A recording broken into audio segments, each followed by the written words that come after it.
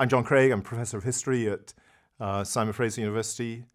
I've been teaching here for more than 20 years, even though the past number of years I've been doing quite a lot of administration, and I'm just back to teaching now. In some ways, I feel as though I'm a newcomer with teaching. I work especially on the 16th and 17th centuries. This is English society in the 16th and 17th centuries. And I have a particular interest in the role of the church in society.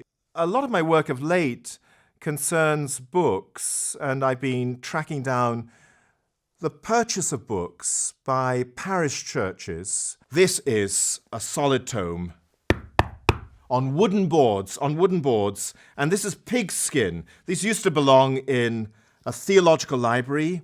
This was part of the explosion of print in the 16th century, and I think that this is a nice example of what has attracted me to this more recent interest in the purchase of books and in book history. But fundamentally, I've explored in my whole career really the space between ecclesiastical authority and local communities.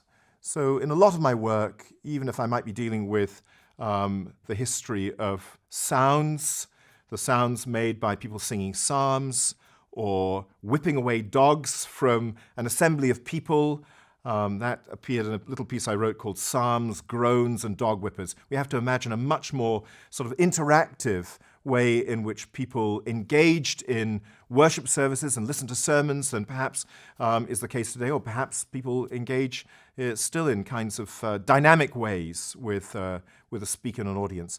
But I've been interested in a range of aspects of what might be called the cultural manifestations of religious change in the 16th and 17th centuries. And with this focus on the space that you can find between ecclesiastical authority, royal authority, and local communities. So how did things actually work at a local level?